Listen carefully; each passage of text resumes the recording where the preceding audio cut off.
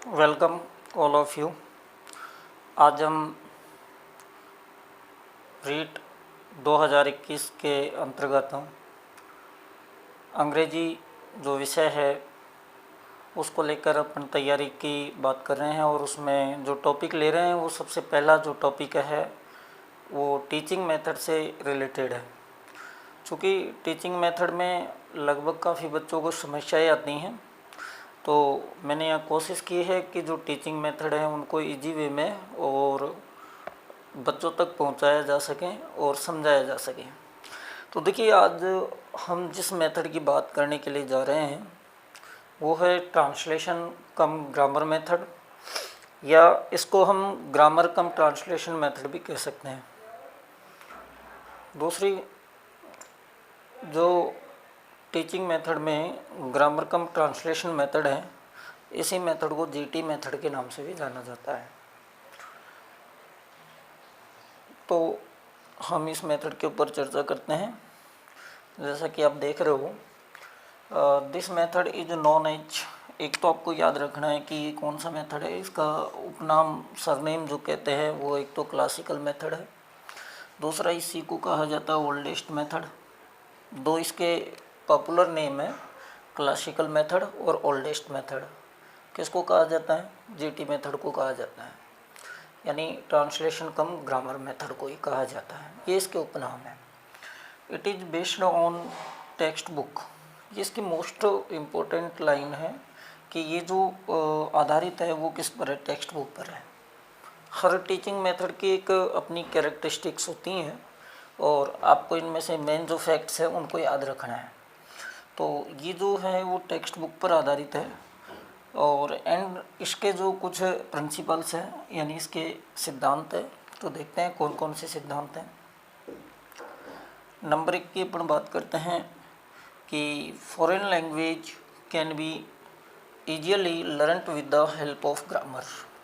क्या कहा गया है? देखें कि जो कोई विदेशी भाषा है, कोई भी भाषा हो सकती है, उस विदेशी भाषा को हम ग्रामर की सहायता से यानी व्याकरण की सहायता से आसानी से सीख सकते हैं।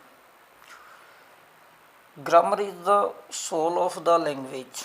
ये इसका बहुत इम्पोर्टेंट अच्छा फैक्ट है कि व्याकरण जो है वो भाषा की क्या होती है? आत्मा होती है। इट बिल्ड्स द, एक तो ये लाइन आपको याद रखनी है कि इसमें ग्रामर सोल होती है लैंग्वेज की। It builds the foundation of the child. It gives emphasis. Emphasis means यानी जोर देना। ये जोर डालती है, प्रभाव डालती है on the use of mother tongue, यानी ज़्यादा से ज़्यादा बोलती है कि भाई मदर टंग का यूज़ करो फॉर द ट्रांसलेशन। और मदर टंग का यूज़ किसके लिए करना है? ट्रांसलेशन के लिए। Given subject matter.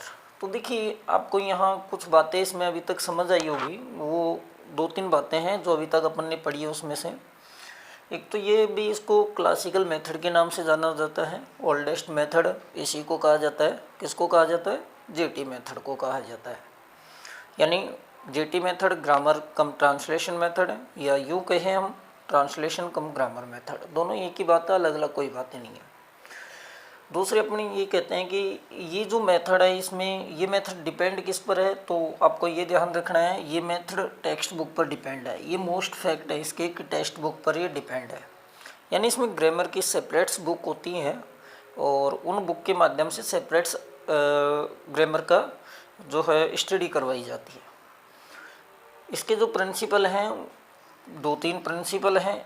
एक तो है कि foreign language can be easily learned with the help of grammar. यानी हम इस जीटी मेथड का जो सिद्धांत है वो क्या कहता है कि हम कोई भी विदेशी भाषा जो है उसको ग्रामर की सहायता से आसानी से सीख सकते हैं। दूसरा है grammar is the soul of the language. तो यानी जो व्याकरण होती है वो भाषा की क्या है? आत्मा है। It builds the foundation of the child. ये बहुत अच्छी बात है कि ये बच्चे का बेस तैयार करती है, आधार तैयार करती है, नींव तैयार करती है। और ये जो जोर देती है वो मदर टंग के ऊपर जोर देती है। अब बात करते हैं इसके मेरिट की कि कौन कौन से इसके मेरिट्स हैं। तो देखिए, the unit of teaching is word. Most important है जब हम डायरेक्ट मेथड पढ़ेंगे तो उसमें हम पढ़ेंगे the unit of teaching is sentence, direct method में। और इसमें जो टीचिंग का बिंदु होता है वो वर्ड होता है। क्यों होता है? इसके पीछे रीज़न ये होता है कि हमारे जो कंट्री है इंडिया, उसमें और क्राउडेड क्लासेज होती हैं। अब उसमें आज तक प्रचलन में जो इंग्लिश टीचिंग में